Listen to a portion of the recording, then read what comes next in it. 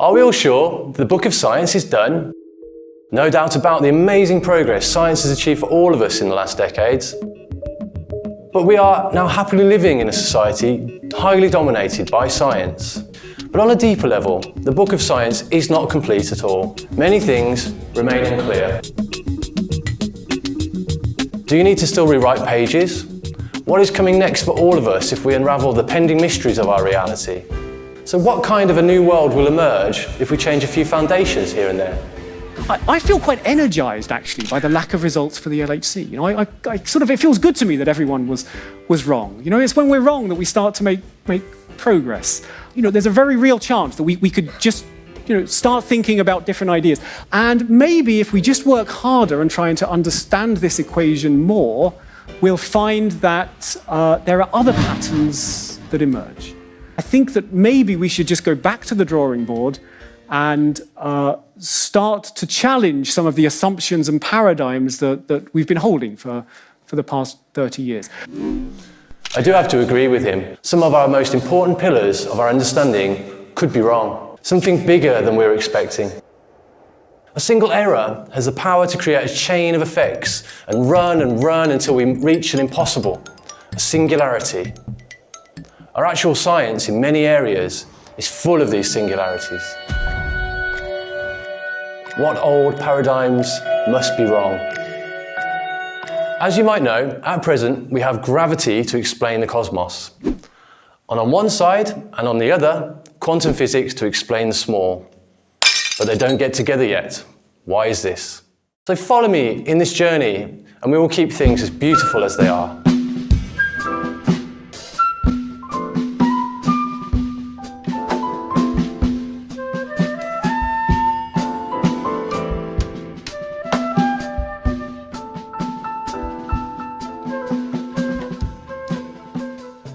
Of course, we have to get started with him, Isaac Newton. He really is the greatest. In mechanical physics, perfection. Initial force, trajectory, dropping. But he was asked why. Why things fall down. What kind of force makes things come down to Earth? Newton came up with the idea of gravity to explain why things fall down. So done? Is it over? Well, maybe to all of us, but not to him. Because Newton himself, the very best of all, considered that some things were never truly finished. Gravity must be caused by an agent according to certain laws, but whether this agent be material or immaterial is a question I have left to the consideration of my readers. Actually, if you think about it, it's still not clear. The mass, but only in big quantities, can pull down smaller things. I hope so. But by observation, nothing falls over another. We don't see particles attracted by big mountains or to my heavy mass. Newton, in his time, knew nothing about quantum mechanics. He will be very grateful today, and perhaps he will again give us the final solutions to these problems. There are indeed a great number of modern physicists proving Newton's gravity insufficient. Newton thought of the Earth and Sun orbiting, but with a third mass like the Moon, motions become chaos, imagining trillions of objects. The scientists have found few solutions, but never something that we can see in the real world. If our Sun's gravity force is holding the entire solar system, why do we keep on finding more and more distant objects, even to a 15,000 million kilometer radius? Wouldn't that change all of our formulas? And why isn't the biggest closer and the smaller more distant? In Saturn's rings, it's clear this uneven distribution. Wait a minute, we are not ready.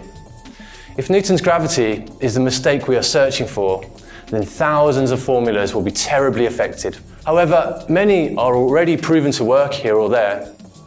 Could it be that a piece of a formula is wrong and still give us some results?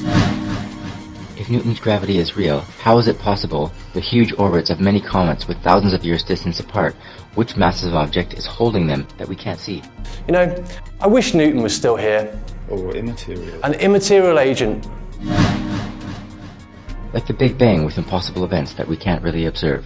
Or black holes with a tiny ball at the center with the mass of 1,000 suns. Dark matter, still not found.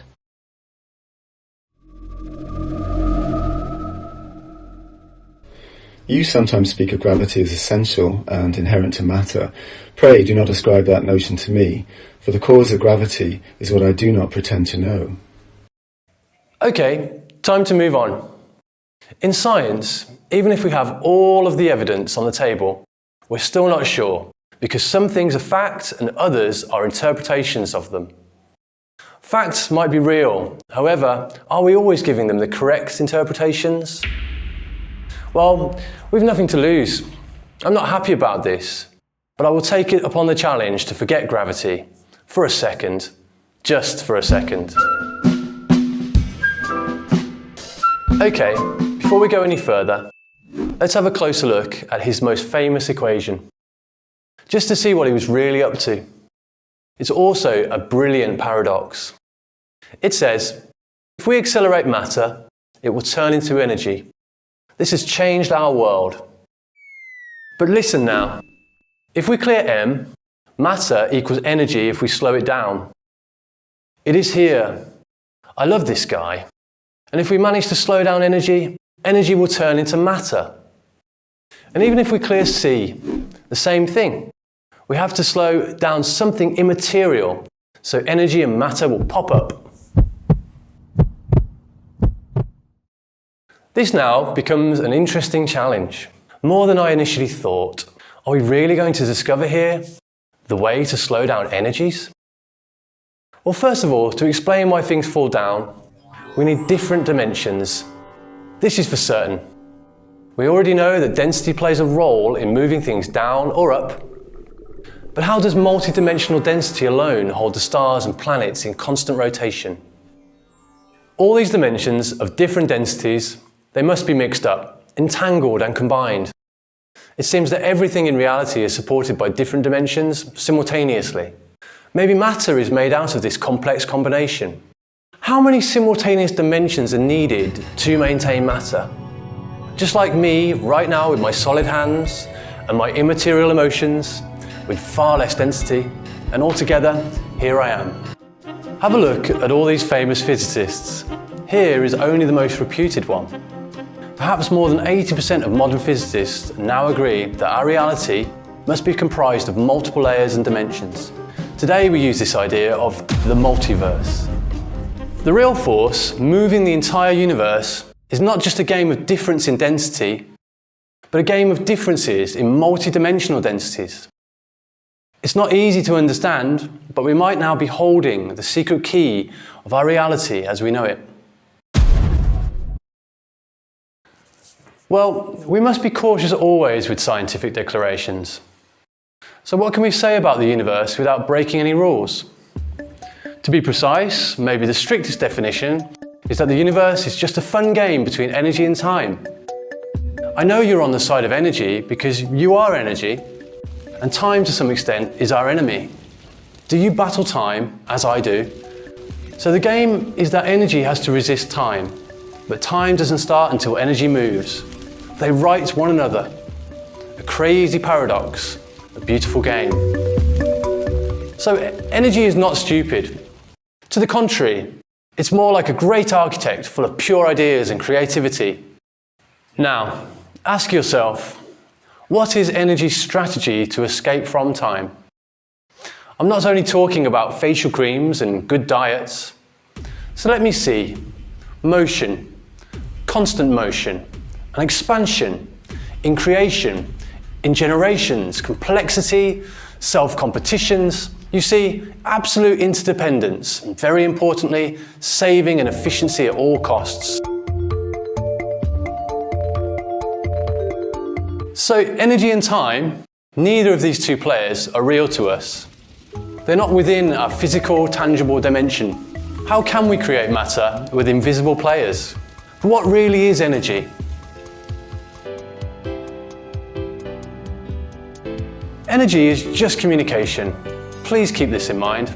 It communicates using only ripples, waves, just waves. But communication is not solid either. It's immaterial. Nothing seems to be concrete here. Ripples and waves are just a disturbance of the environment. So we need an environment first to be disturbed. It seems that this was Einstein's dream when he drew a space-time sheet. Let us listen to Einstein's voice again. What are these space-time sheets made of? Everything is energy, and that's all there is to it. Match the frequency of the reality you want, and you cannot help but get that reality. It can be no other way. This is not philosophy, this is physics. So let's take Einstein's challenge on again to try to create matter using only a space-time sheet. It's a beautiful idea, the fundamental environment we are searching for. But of course, we have to visualize it in 3 dimensions. What is it made of? Again, nothing. It's just an environment, but it can help communications run through it. So it's made of ripples and waves alone. When the ripples move, a fundamental environment is formed, so the ripples can exist. What came first? The chicken or the egg?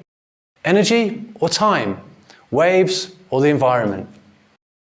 Please give me more paradoxes, because only paradoxes seem to be at the very core of reality as we know it.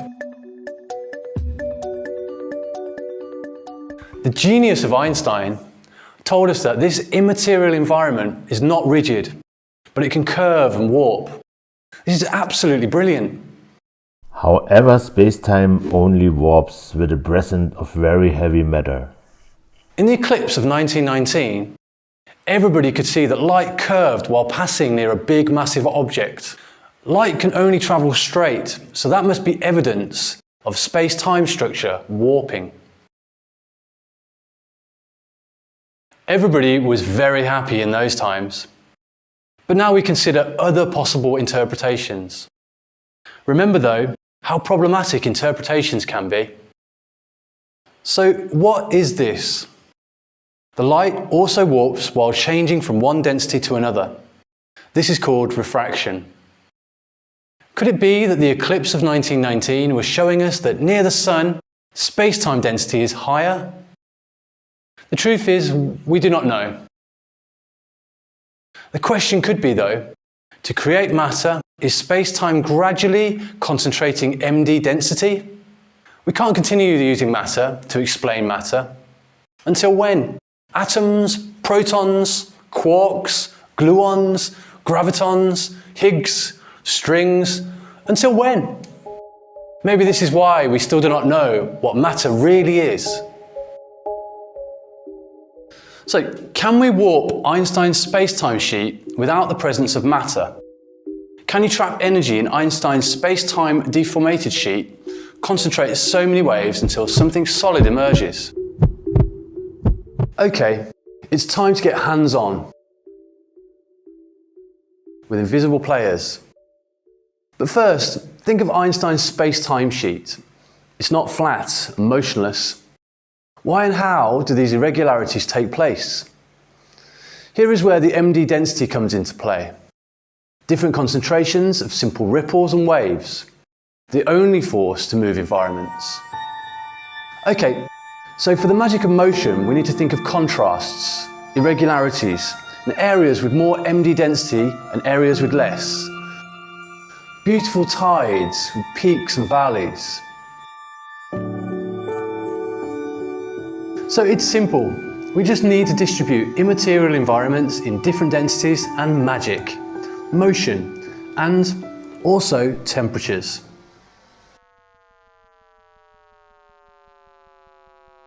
This is the famous picture of the cosmic microwave background. The sounds of the universe where clearly we can hear areas of different concentration of waves. Hot areas have lighter md density, and cooler areas are relatively heavier. The universe is an immaterial environment, like currents in the depths, motion, action, and force. So let's get started with something simple, a home experiment. We'll look here at this tree. On the bottom, we have wood, crystal, and then sand. This is a solid reality, however, neutrinos can cross over easily. Then we have honey, a little bit less denser, washing up liquid, we have water, oil, and then at the top we have some air. This padlock will stop at the sand surface on a honey atmosphere. Pumpkin seeds, these should stop at the surface of the washing up liquid. Finally, this plastic cap should rest on the top of the oil.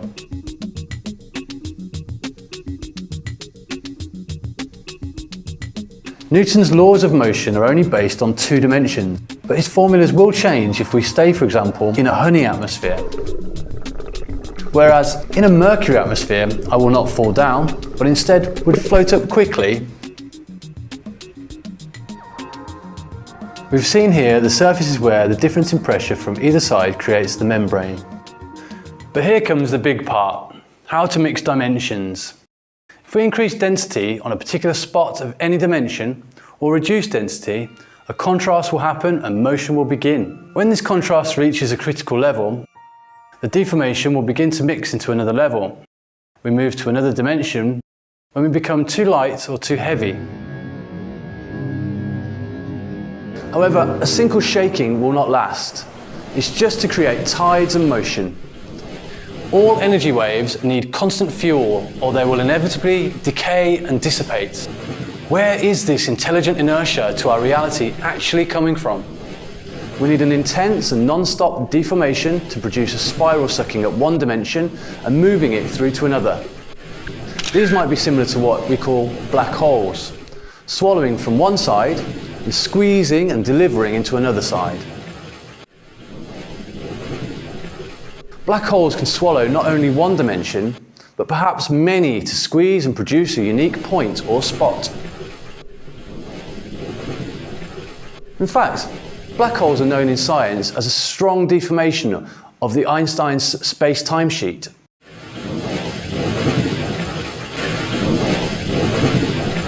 I've loved Newton's gravity since my childhood days.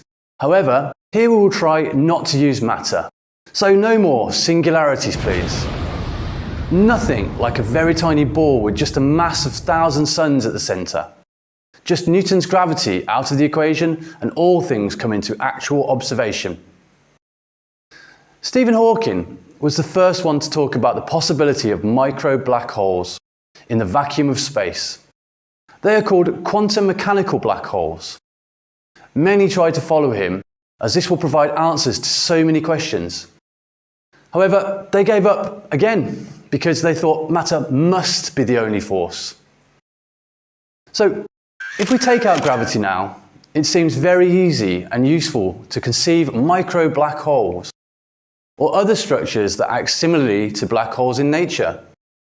Perhaps there are trillions of these immaterial formations within a single square millimetre. Also, we don't know much about the relativity of sizes. It could be that a huge black hole can squeeze into a tiny particle. Thinking in terms of multi-dimensions perhaps, a vast black hole is nourishing billions of particles at any one time.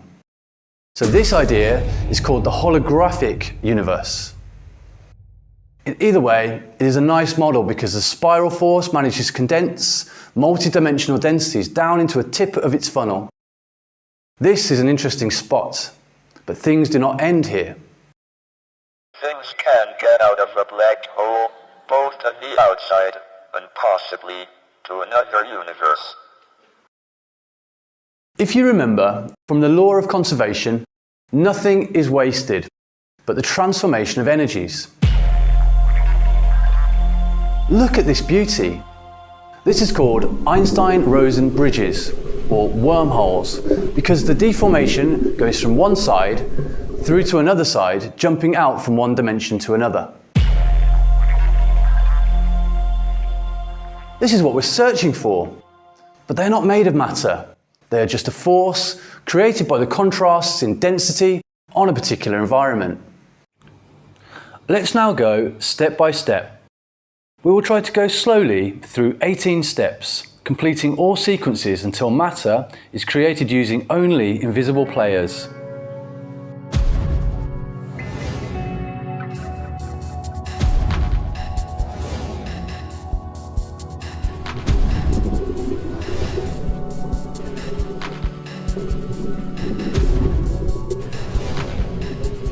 This is a black hole structure, sucking up its environment. We need an intense and non-stop deformation to produce a spiral sucking at one dimension and moving it through to another, with a tip of highest density pre-matter. There is the membrane of the second dimension. Now let's turn it upside down. Now the tip of our black hole is like a dense pickaxe that's about to break through the membrane. All this will nearly happen at the speed of light. But hold it. Here is the membrane with a resistance similar to an elastic surface. But the power of a black hole sucking up its own environment, condensing it to the tip, is quite strong, even though it's just made of waves. Here we can see how the tip is invading and dragging the membrane in a spiral from beginning to end. Are you really ready now to break through into the next world?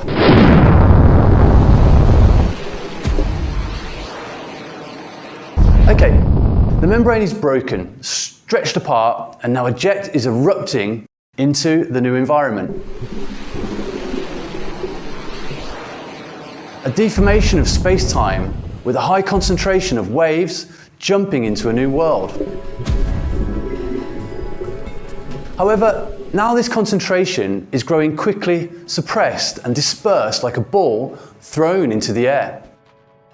The new environment density is slowing and dispersing and breaking expansion. So, the jet goes into a plate, a disk that falls down towards itself. Excellent. Now, this deformation force will reach the membrane again from where it is coming from. We have a hole in the middle from where the jet is still coming out. A black hole on the other dimension is erupting through it. Now we have an impact with the shape of a ring caused by the collision of the falling force upon the membrane. Similarly how a fountain jet would fall down to the surface, crashing it and splashing it.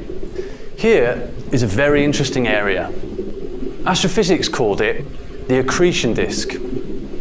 Here, the collision upon the membrane builds up a high concentration of waves. The deformations are also very much compressed.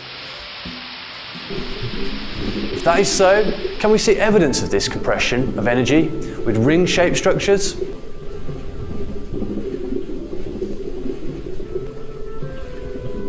Actually, we observe this structure all over the universe. Layers of disks, clouds of gases, matter that is not so dense. Also, jets coming out from invisible holes that suddenly vanish.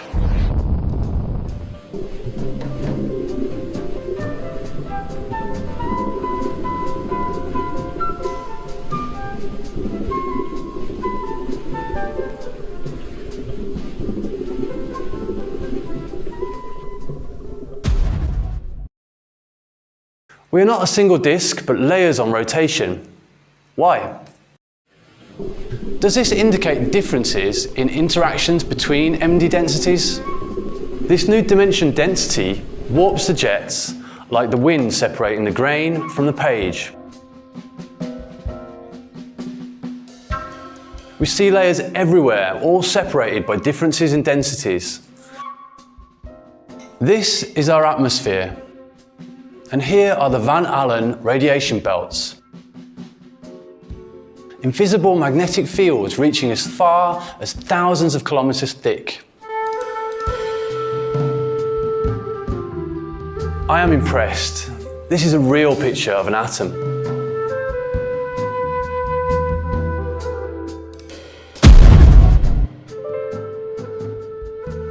So, like a mushroom fountain with many layers, the deformation of space-time strikes the membrane that separates both dimensions. This membrane over here, at the accretion disk, is already weakened with low density as the jet force has stretched it apart, easily breaking through and penetrating to the other side.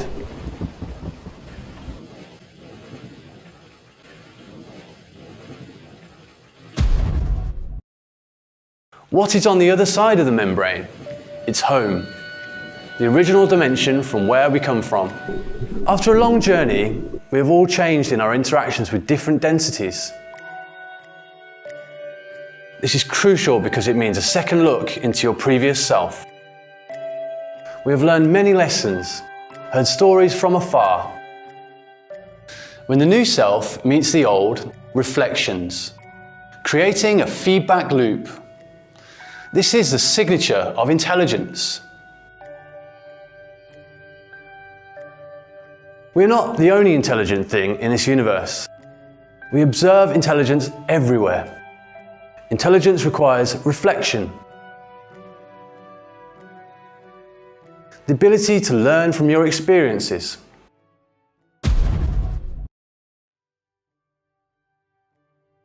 Now the new self is facing the old, and what is there waiting on the other side? The black hole still, there with immense force sucking up everything. A great amount of these deformations will be observed and dragged again back through into the wormhole.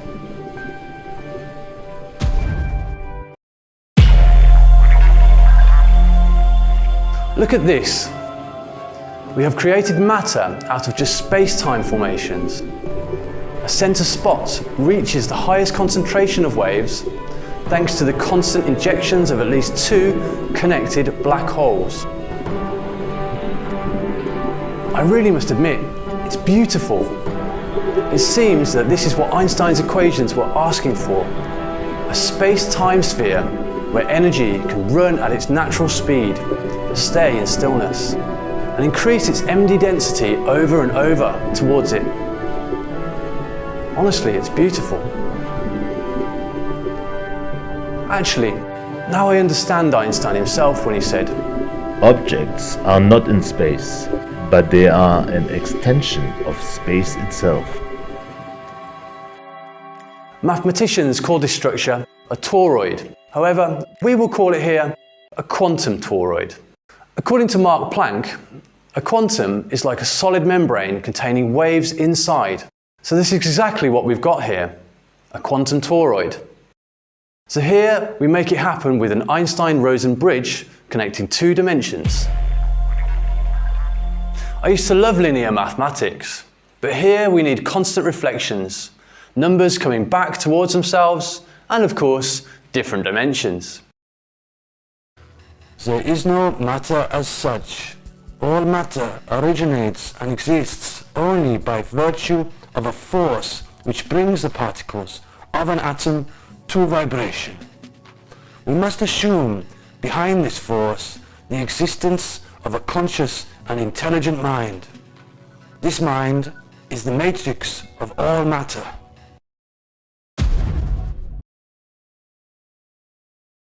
Now we have to solve another crucial problem, grouping. This is all about groups, interactions, relationships and connections. How do quantum toroids group and interact with one another? Gatherings are an essential part of communications. Let's think about these deformations of space-time erupted by crashing dimensions. How many layers are there and how far do they go? Maybe 3 or 4, perhaps millions, much further than we can guess. Do they cover millimeters, kilometers perhaps? Maybe we have to talk about it in light years. When 2 of the rings or layers cross over, deformations occur, creating new waves with varying md densities and new currents of motion. How far do they reach to hold hands and share waves and deformations? We can observe vast magnetic fields spanning thousands of kilometers. So, how many dimensions are at play? Is it 2? We've been talking here about 2 dimensions for ease, but maybe there's 3, perhaps 6. There is most likely, depending on how we count, thousands or millions of dimensions acting at any one time to create a multi-dimensional quantum toroid. When these rings or arms find a balance, do they create a bigger and more complex structure? Are there quantum toroids inside quantum toroids? It must be. We observe similar structures across all scales. These are classic fractal shapes, mathematical patterns self-replicating throughout the scales. So in these rough waves of different densities, balance will find its way. Bigger membranes are formed. Inside protons, there are always 3 quarks on constant rotation. The interesting thing is that if you try to take a quark out, there will be a strong resistance to that. It's impossible to remove the quark because if you do, they immediately reappear within the proton. Is this compelling evidence that matter is the result of an invisible something from other dimensions, injecting constant energy? Matter is just the flow of these constant injections, and that's why we can also create virtual particles within a vacuum and they go fast again. Any chaos created will be equalized to balance by density force in a well-organized deep ocean, all absolutely interconnected where everything affects everything. You pick up a flower on Earth and you move the farthest star. We also see spinning and rotation within the cosmos. Are they following the space-time formation of gathering rings? This model can easily explain orbits and has no need of matter, simply following the structure of space-time. Look at this simulation of existing motions in our galaxy. How do they rotate? Are they really following the deformations of an invisible space-time environment? Is md-density the reason for these tides?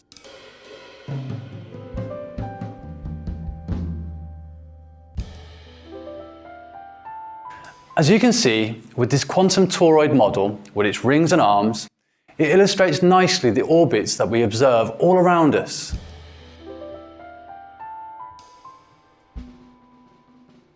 I must say, I'm very excited. Finally, we can explain matter without using matter. I do trust Einstein's formula, and I'm confident Newton ultimately would be proud of us. Thanks to space-time environments, multidimensional densities, and quantum toroid structure. There is a lot to do still.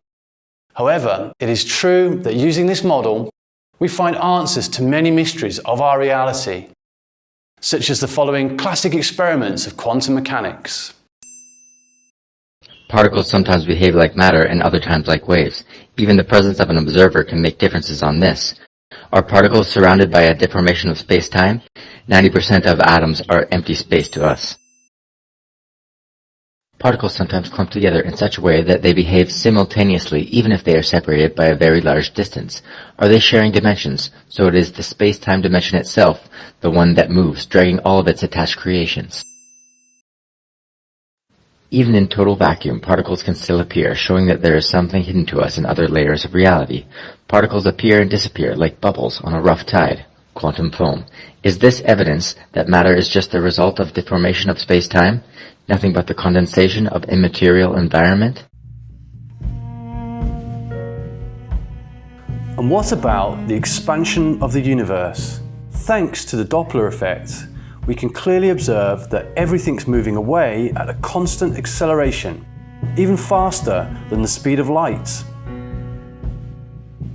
I don't know. I hope you agree with me because I don't see any real possibilities to expand beyond nothingness on eternal linearity. It makes more sense to me that we are expanding over a curvature. Furthermore, in reality, if we reverse this expansion, it will not reach a single point. This means that by reversing expansion, it will reach all of us at precisely the same time, to all points within the universe, as an observer would reach the same conclusion regardless of their location within the universe. Only a space-time spherical deformation can explain this fact. The contrast in md-density warps the space-time roads. So whatever goes out there comes back in over here. Again, this is the only solution to achieve intelligence.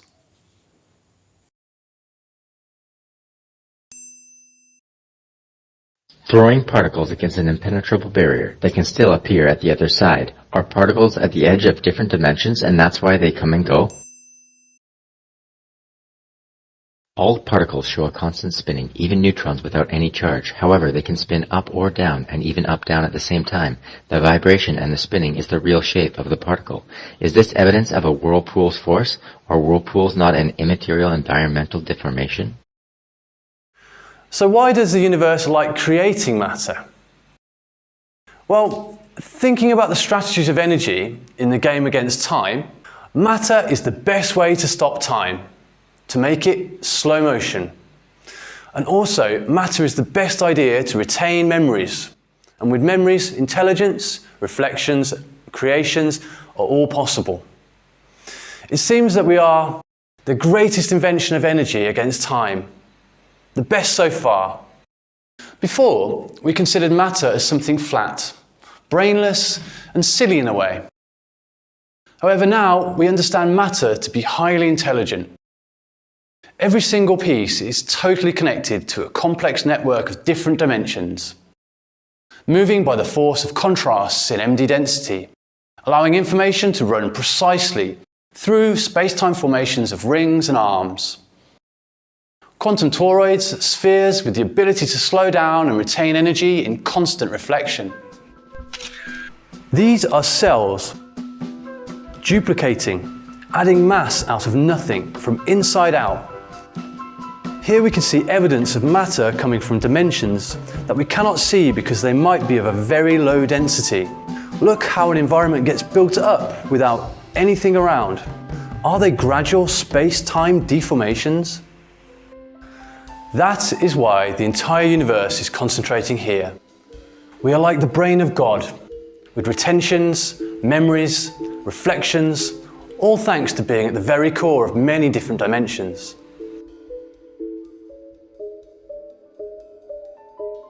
Finally, a scientific model that's inclusive of me and you, our emotions, our feelings on the same table together with protons and stars. In fact, we humans are real evidence like any other piece of reality. We have still a lot to unravel. Mysteries will never end, and that, honestly, makes me very happy.